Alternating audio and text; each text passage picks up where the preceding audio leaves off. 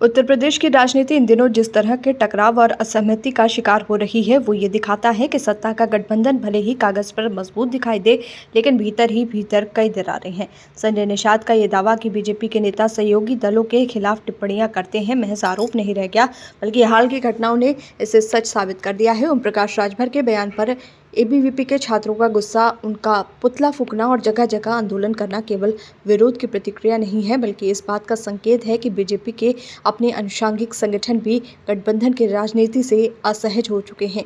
ABVP, जिसे अक्सर BJP का छात्र विंग माना जाता है, वही अब सार्वजनिक रूप से अपने ही गठबंधन सहयोगियों के खिलाफ आक्रामक दिखाई दे रहा है।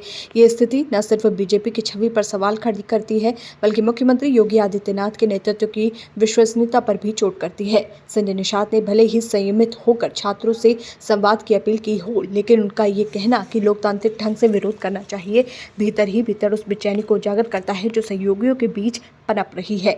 दूसरी ओर हरिनारायण राजभर जैसे वरिष्ठ नेता जब ये कहते हैं कि ओम प्रकाश राजभर को इस्तीफा दे देना चाहिए, तो ये केवल एक व्यक्तिगत हमले की तरह नहीं है, बल्कि सहयोगियों के प्रति बीजेपी खेमे की अधीरता को भी उजागर करता है।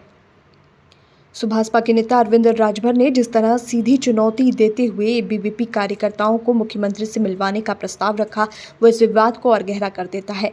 ये केवल बयानबाजी नहीं है, बल्कि इस बात का संकेत है कि सहयोगी दल अब खुद को सिर्फ हाशिए पर खड़ा दर्शक नहीं मानते, बल्कि सत्ता के केंद्र में हिस्सेदारी का दावा करना चाहते हैं। सबसे गंभीर पहलू यह है कि एबीवीपी के युवा नेता आज भी वही नारे लगा रहे हैं जो कभी विपक्ष लगाया करता था, जब जब योगी डरता है पुलिस को आगे करता है। ये नारा सत्ता के लिए एक चेतावनी है। जब अपनी ही पार्टी से जुड़े संगठन मुख्यमंत्री के खिलाफ सड़कों पर खड़े हो, तब समझा जा सकता है कि संतोष कितना गहरा है। दरअसल ये पूरी बहस केवल एक बयान और उसके विरोध की नहीं है। ये उत्तर प्रदेश में गठबंधन राजनीति की उस नाजुक डोर का आईना है जो कभी भी टूट सकती है।